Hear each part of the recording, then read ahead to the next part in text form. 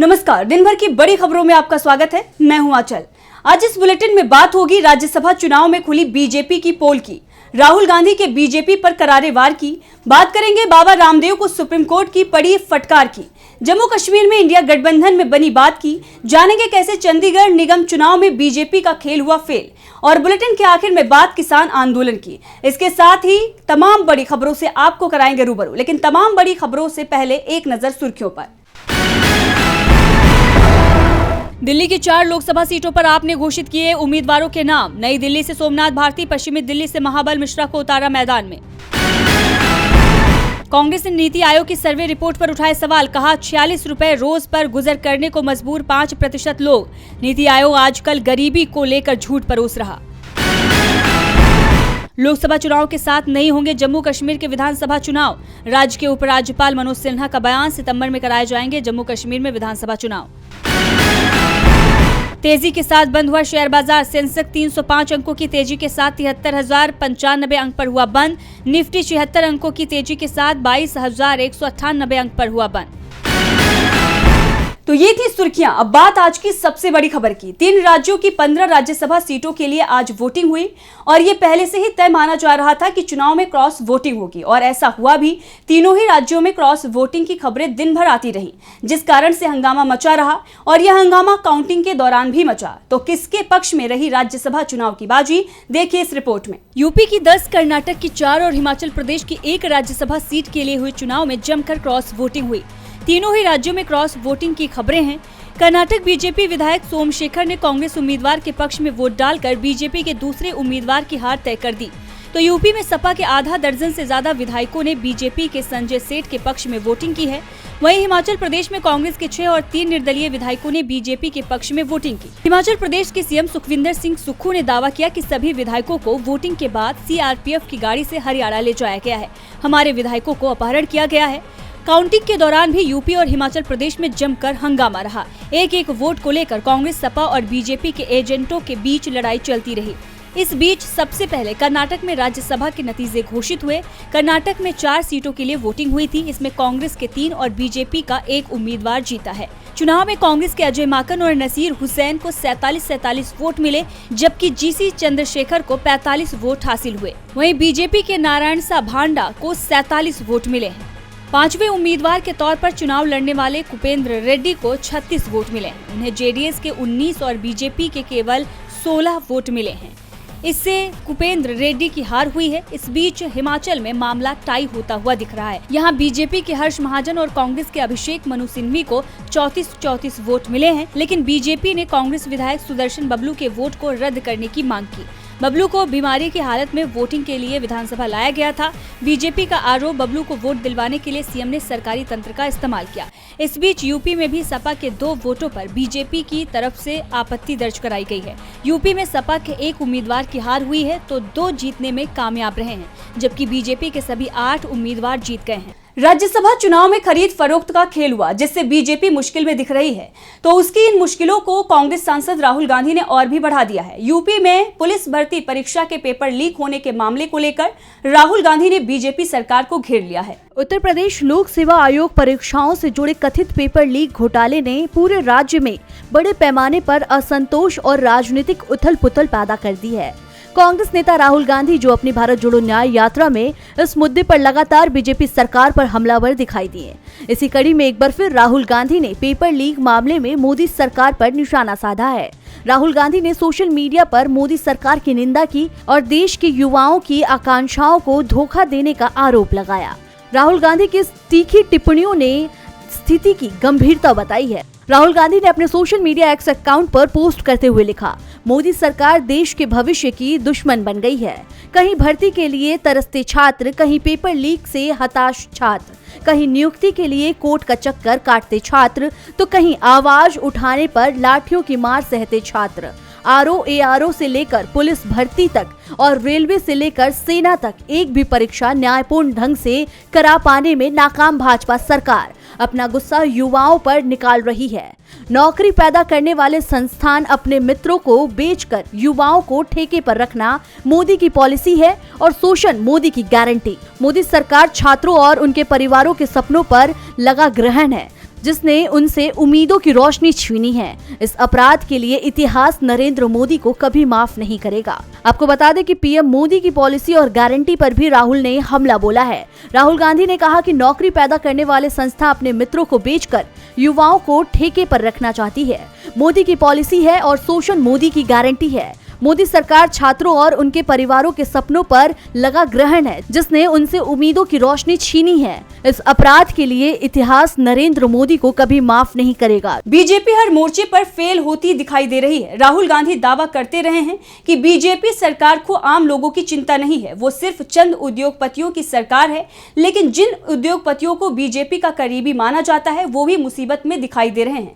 Supreme court ने रामदेव की company को लेकर बेहद सख्त टिप्पणी की है। तो क्या कहा है कोर्ट ने, देखिए इस रिपोर्ट में। सुप्रीम कोर्ट ने भ्रामक विज्ञापन मामले में पतंजलि आयुर्वेद और उसके एमडी आचार्य बालकृष्ण को अवमानना का नोटिस जारी किया है। पतंजलि के खिलाफ इंडियन मेडिकल एसोसिएशन यानी आईएमए ने 2022 में मामला दाखिल किया था। आईएमए ने याचिका में कहा था कि बाबा रामदेव सोशल मीडिया पर एलोपैथी के खिलाफ गलत जानकारी फैला रहे हैं।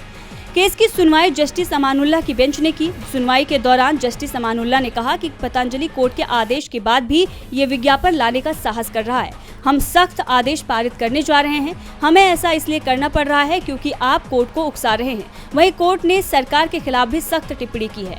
कोर्ट ने कहा कि पूरे देश को धोखा दिया जा रहा है और सरकार आंख मूंद कर बैठी है। आपको बता दें कि इससे पहले 21 नवंबर 2023 को हुई सुनवाई में जस्टिस अमानुल्लाह ने कहा था कि पतंजलि को सभी भ्रामक दावों वाले विज्ञापनों को तुरंत बंद कर देना चाहिए। कोर्ट ऐसे किसी भी उल्लंघन को बहुत गंभीरता से लेगा और हर एक प्रोडक्ट के झूठे दावे पर 1 करोड़ रुपए का जुर्माना लगा सकता है। वहीं रामदेव ने कोविड के दौरान भी दावा किया था कि उनके प्रोडक्ट कोरोनिल और स्वसारी से कोरोना का इलाज किया जा सकता है। इस दावे के बाद कंपनी को आयुष मंत्रालय के द्वारा फटकार लगाई गई थी और इसके प्रमोशन पर तुरंत रोक लगाने को कहा गया था। 2015 में कंपनी ने इंस्टेंट आटा नूडल्स लॉन्च करने से पहले food safety and regulatory authority of India से लाइसेंस नहीं लिया था। इसके बाद पतंजलि को फूड सेफ्टी के नियम तोड़ने के लिए लीगल नोटिस का सामना करना पड़ा था। तो ये कोई पहला मामला नहीं है जब रामदेव इस तरीके से घिरे हों। इससे पहले भी कई बार रामदेव घिर चुके हैं। एक बार फिर से रामदेव के साथ साथ केंद्र सरकार को भी फटकार लगी है और केंद्र की सरकार भी इस पूरे मामले को लेकर घिर गई है। रामदेव की कंपनी के फर्जी विज्ञापन पर सुप्रीम कोर्ट ने सख्त रुख दिखाया है। रामदेव मुश्किल में दिखाई दे रहे हैं तो रामदेव को फायदा पहुंचाने के आरोप बीजेपी की सरकार पर भी लगते रहे हैं। लेकिन अब बीजेपी ही मुसीबत में दिख रही है क्योंकि इंडिया गठबंधन पूरे देश में मजबूत दिखाई दे रहा है। अभी तक जम्मू कश्मीर को लेकर दावा किया जाता रहा है कि इंडिया में यहां बात नहीं बन पाएगी, लेकिन फारूक अब्दुल्ला ने जो बयान दिया है उससे बीजेपी की उम्मीद टूटती दिख रही है। लोकसभा चुनाव में बीजेपी को सत्ता से उखाड़ फेंकने के लिए बना इंडिया गठबंधन अब लगातार मजबूत होता दिखाई दे रहा है। इसी कड़ी में नेशनल कॉन्फ्रेंस के अध्यक्ष और सांसद फारूक अब्दुल्ला ने बड़ा बयान दिया है। फारूक अब्दुल्ला ने कहा कि जम्मू कश्मीर में आगामी लोकसभा चुनाव कांग्रेस के साथ मिलकर लड़ा जाएगा। साथ ही उन्होंने कहा कि इंडिया गठबंधन को और मजबूत करना जरूरी है। अगर ऐसा नहीं किया जाता है तो ये खुद अपने देश को मुसीबत में डालने जैसा होगा। फारूक अब्दुल्ला ने कहा कि उमर अब्दुल्ला और कांग्रेस के बीच बातचीत जारी है। जम्मू कश्मीर में लोकसभा सीट बंटवारे पर जल्द ही फैसला लिया जाएगा। कई नेताओं के भाजपा में शामिल होने के सवाल पर फारूक अब्दुल्ला ने कहा कि चुनाव के दौरान ऐसा अक्सर होता है। कुछ लोग किसी पार्टी से जुड़ते हैं और अलग होते हैं, इससे उनकी पार्टी को कोई फर्क नहीं पड़ेगा। ये लोगों पर निर्भर करता है कि वे तथ्यों का पता लगाएं और इस पर विचार करें कि किस पार्टी को सत्ता में लाया जाए। उन्होंने जम्मू कश्मीर में विधानसभा चुनाव कराने में देरी पर आश्चर्य व्यक्त किया। फारूक अब्दुल्ला ने कहा कि ये आश्चर्य की बात है कि सरकार संसदीय चुनाव तो कराने जा रही है, लेकिन जम्मू कश्मीर में विधानसभा चुनाव पर कोई निर्णय नहीं लिया जा रहा है। वहीं आपको बता दें कि नेशनल कॉन्फ्रेंस के उपाध्यक्ष उमर अब्दुल्ला ने कहा कि कांग्रेस के साथ सीट बंटवारे को लेकर बातचीत चल रही है और दिल्ली में इसके लिए पहले दौर की बैठक भी हो चुकी है। मतलब साफ हो गया है कि दिल्ली यूपी के बाद अब जल्द ही जम्मू कश्मीर में भी इंडिया गठबंधन में सीट बंटवारे का फैसला हो जाएगा। जम्मू कश्मीर में भी सीट बंटवारा तय हो गया है, जिससे कश्मीर में भी इंडिया मजबूत हो गया है। अब इंतजार लोकसभा चुनाव का है तो दूसरी तरफ चंडीगढ़ में इंतजार डिप्टी मेयर और सीनियर डिप्टी मेयर के चुनाव का चल रहा है।